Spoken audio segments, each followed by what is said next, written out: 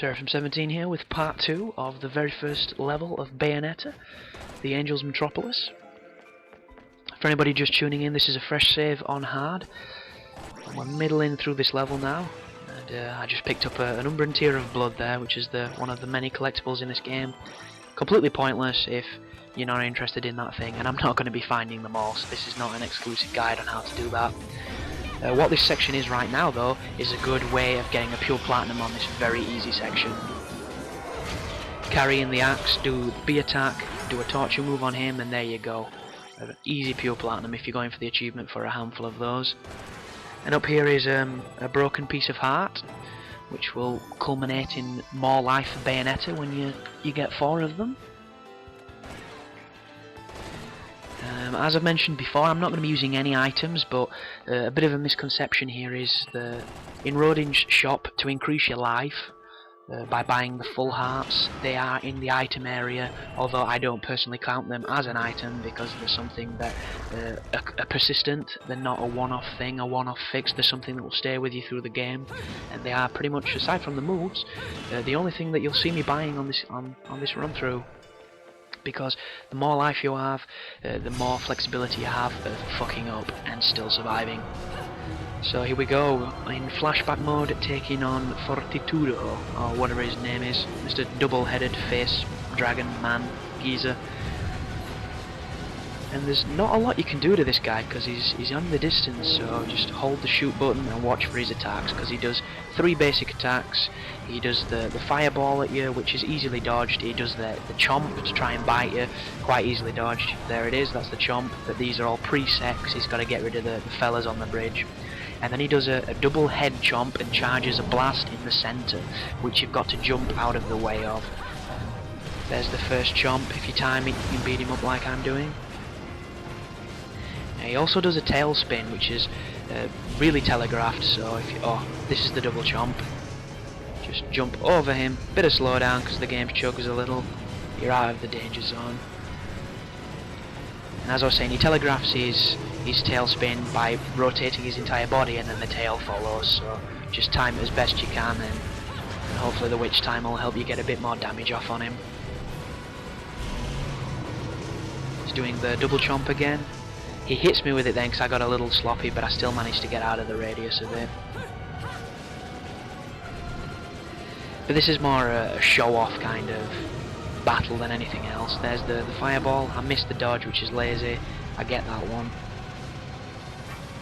We get to see the little droplets to show how it seems to always be raining in this game. Witches attract rain. There's his tail. I fucked up the dodge, but I'm still alive. Because as I mentioned before, the witch time is the most overpowered feature of this game, and even if you don't hit it perfectly, you're still immortal while you're doing it for the couple of frames, and as you can see, you don't have to be picture perfect and you'll still avoid damage. And right here is an example of a move that I've dodged a million times, but I fuck up because it's just one of them things. And if you dodge there, you will dodge it, and for some reason I pressed it, it was perfect, and he still hit me. You can also dodge that one when the hand comes down and get a witch time. And right now, if I had witch time, I would be dicking this guy and getting a ton of points, but as you saw, I fucked it up, so this does not go as smooth as it should be, because this guy would be dead now if you hit that first bit of witch time. So when you guys play it, if you can hit it, and you will make this guy an utter cream puff, because he does nothing but wank this bridge off, basically. And then when he's polished it off, he tosses it out on the side like a used up hooker, and you have to jump off it, so be aware of the quick times because they're very quick in this game. And there's a nice provocative pose. But our friend isn't finished yet. He wants a round 2, so be careful coming down here because this bridge will break at the bottom, and get ready to back the way up because if you don't, you can fall off. And here our friend comes once again trying to get us.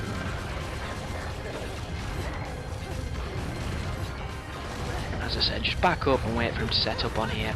And he does a couple of hand swipes which you can dodge, use the witch time to beat his face up or his arms up. And there you go, that's the first one.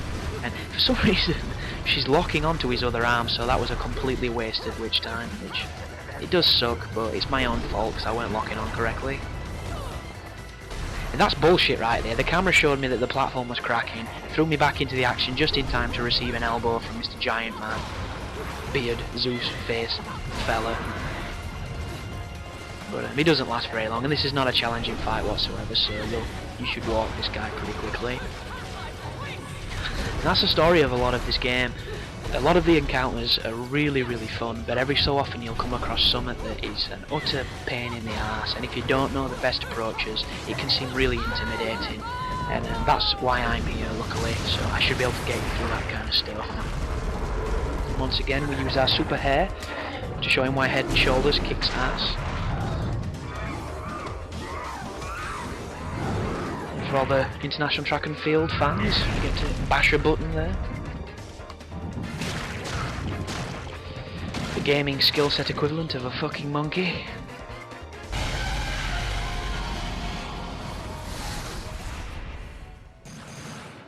And he's down.